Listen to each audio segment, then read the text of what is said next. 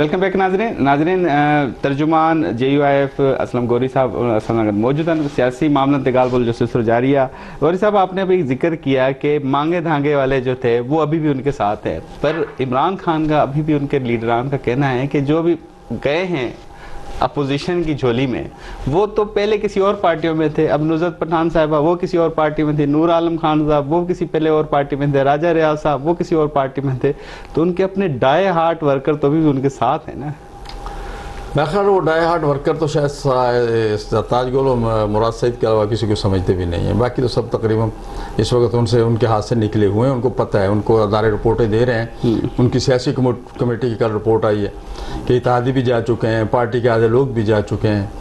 वो जो ऑप्शन पे भी गौर करते हैं वो आगे से जवाब मिलता है कि ये ऑप्शन मुश्किल हो जाएगा, साथी आपके साथ नहीं खड़े होंगे। तो मैं समझता हूँ कि हुकूमत ये वैसे आपके लिए मुश्किल वक्त नहीं आएगा कि खान साहब जब अपोजिशन में होते हैं तो धरना दे देते हैं, ये तो अब अपोजिशन में आ गए तो फिर कहीं धरना दे दिया तो फिर कैसे हैंडल करेंगे? देखें, बात सुने, खान साहब के धरने जो है ना, वो जो उन्होंने 126 दिन का धरना दिया तो चंद लोग थे उनके साथ, और वो अब चंद लोग भी नहीं होंगे। आप देखेंगे कि अब ये जिस वक्त इक़्तिदार से जाएगा, एक सियासी पार्टी का धरना होता तो सियासी पार्टी होती, बिल्कुल सियासी पार्टी। जब सियासी पार्टी ही नहीं है ना, ये पार्टी तो नहीं है, ये तो चूचू का मुरब्बा है ना। हर पार्टी से को बचे लोग इकट्ठे किया और एक नजरिया दे दिया, करप्शन करप्शन करप्शन करप्शन, चोर चोर चोर चोर, एक भी नहीं पकड़ा गया, एक के खिलाफ सजा। 3.5 साल में एक भी केस ऐसा नहीं है जिसमें किसी को सजा हुई है, समझे, करप्शन के नाम पे पकड़ पकड़ के इसको अंदर कर दो, वो तो कहते हैं कि माजी की हुकूमतों ने ऐसी ग्रिप की हुई है कि ब्यूरोक्रेसी उनके खिलाफ शवायद ही नहीं दे रही। अब ये भी उनकी नाअहली है कि अगर उनकी ब्यूरोक्रेसी, जिसके वो वज़ीर आज़म हैं, जिसके वो मिनिस्टर्स हैं, वो ही अगर उनके खिलाफ शवायद नहीं दे रही, तो इसका मतलब इससे बड़ा नाअहल कौन होगा जो अपने जिनसे उसने काम लेना है, जिससे मुल्क चलाना है, अगर वो लोग भी उसके कंट्रोल में नहीं हैं तो इससे बड़े कौन होंगे? वो किस तरह से वो नाअहली साबित होगी? तो इससे बड़ी और क्या नाअहली है कि ब्यूरोक्रेसी में मुल्क चलाना होता है, उससे काम लेना। आपके ख्याल में ब्यूरोक्रेसी नाकामी का सबब बन सकती है हुकूमतों का? बनती रही है। तो अभी कोई उम्मीद है कि अपोजिशन की हुकूमत आएगी? बड़ी बड़ी हुकूमतें पलटाई हैं। अभी जो अपोजिशन की हुकूमत आएगी ब्यूरोक्रेसी के साथ मामला सेट है? ब्यूरोक्रेसी के साथ हमें हमेशा चली है हुकूमतें। आप देखें ना, जरदारी साहब ने 5 साल पूरे किए इसी ब्यूरोक्रेसी के साथ, और आप मियां नवाज शरीफ इसी ब्यूरोक्रेसी के साथ चलता रहा। को बाहर से लोग तो नहीं लेके आते रहे, यही लोग होते थे। असल में हमारा एक हर बंदे का दायरा अख्तियार है।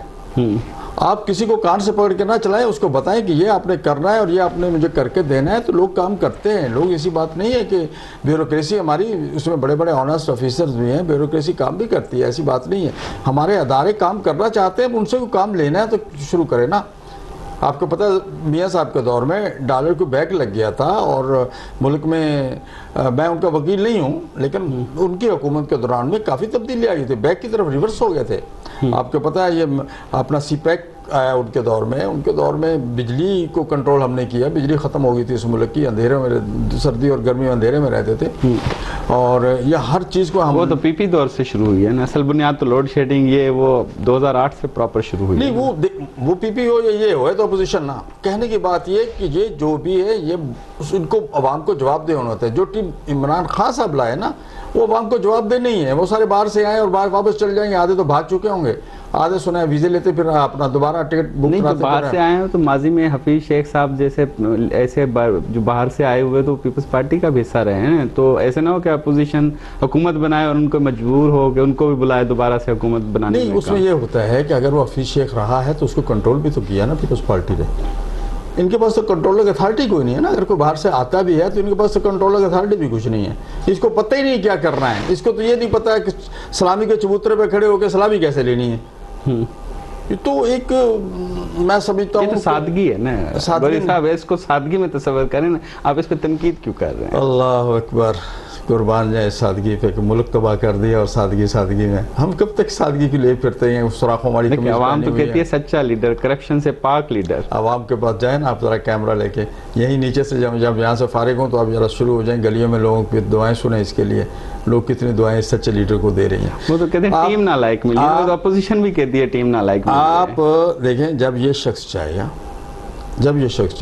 इसकी जब फाइलें आपके सामने आएंगी, आपके रोंगटे खड़े हो जाएंगे कि इतनी करप्शन 70 साल में नहीं जितनी 3.5 साल मतलब में। अपोजिशन ने ये प्लान बनाया हुआ है कि जिस तरह उन्होंने अपोजिशन को निशाना बनाया, आप नहीं, लोगों ने नहीं, उनको निशाना आपके बनाया। सामने है ना जी, आपके सामने है, शुगर स्कैंडल आपके सामने है, डॉलर का नहीं, स्कैंडल फिर ये हो तो फिर अभी देखो- नेब क्यों नहीं कर रही? क्या ये अगर करप्शन हो तो नेब क्यों नैब नहीं कर रही? फ्री है ना, नैब तो उसके कंट्रोल में है। वो रात को वजीर देखे वजीर दाखिला अपोजिशन कैसे इनको दायरे में देखिए, लाएगी? फाइलें कैसे खोलेगी? नेब के जरिए खोलेगी। हुकूमती तर्जमान कहता है कल शहबाज शरीफ गिरफ्तार होगा, सुबह नैब गिरफ्तार करने का ऑर्डर जारी कर देती है। और अभी ये तो आप कह रिकॉर्ड रहे हैं, में बहुत सी JUIF ऐसी- के तर्जुमान कह रहे हैं कि हुकूमत जाएगी तो इमरान खान की फाइलें खुलेंगी, तो इसको इमरान हम किस का- कॉन्टेक्स्ट नहीं, में मसला लेंगे? ये होता है मतलब जब- आप लोगों ने स्ट्रेटेजी मसला ये होता है कि जब हुक्मरान होते हैं उस दौर में उनकी फाइलें दबी रहती हैं। जब एक माहौल खुला मिलता है उस जाने के बाद उस माहौल में फिर उनके जितने स्कैंडल्स होते हैं सब कोई भी हो, मतलब ये तासुर सही है ना कि नेब सियासी गठजोड़ का एक जगह है जहाँ से बिल्कुल। सियासी कार्रवाइयाँ होती हम हैं। वो कहते चाहे JUIF सियासत में आए, इख्तिदार में आए, वो भी कार्रवाई करवा सकती है। हम तो कहते हैं PTI नैब होनी नहीं चाहिए। नैब है ही इसी काम के लिए बनाई गई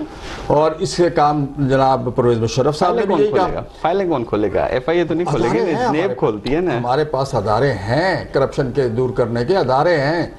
आप किसको सजा तो दे, आप आइन का आर्टिकल 62 और 63 ही सामने रख के उस पर इम्प्लीमेंट कर ले, आपको नैब शैब बनाने की जरूरत ही नहीं है, सब ठीक हो जाएंगे।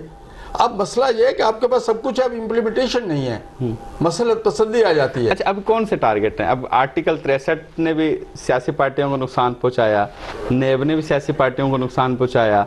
आपके ख्याल में ये दोनों आर्टिकल, इस पे कोई रिफॉर्म्स होनी चाहिए ताकि इस पे कोई सख्ती हो? क्योंकि ये तो इत्तेफाक अपोजिशन के साथ भी हुआ है ना माजी में कि अपनी बगावत में आए लोग, तो इस तरह का होना चाहिए ना आपके ख्याल में? इस पे कोई रिफॉर्म्स लाने का मेरे ख्याल इरादा है? इसमें पिछली दफा रिफॉर्म आए थे, जो रिफॉर्म्स इस वक्त जिसके लिए आज सदारती रेफरेंस ले गए हैं वो, हालांकि आइन में तो हर चीज़ क्लियर है। मकसद टाइम पास करना है, इधर उधर से टाइम जितना गुजर सकता है, अब कोर्ट को इन्वॉल्व कर लिया है। वैसे आप तो- मजहबी शख्सियत भी हैं, थोड़ी थोड़ी मजहब के बारे में बहुत जानते हैं। आपके ख्याल में इस तरह को इनराफ करे मजहब का कोई रेफरेंस है कि उसके खिलाफ कोई सख्त कार्रवाई हो खुलफाए राशिदीन के दौर में? या कि- मैं देखिए बात सुने, खुलफाए राशिदीन के दौर में तो पूछा जाता था कि ये आपके जैसे पे चादरें दो कहाँ से आ गई हैं, तो यहाँ तो नहीं हो रहा ना।